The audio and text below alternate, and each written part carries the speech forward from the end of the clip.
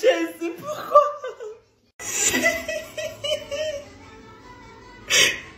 Mirailler ça.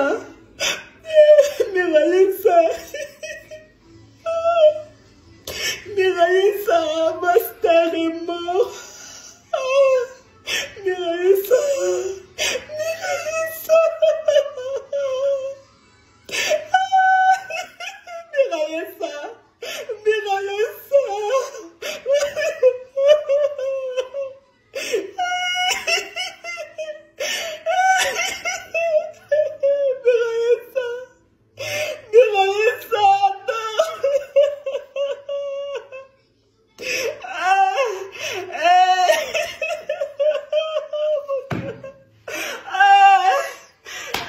Jésus, pourquoi?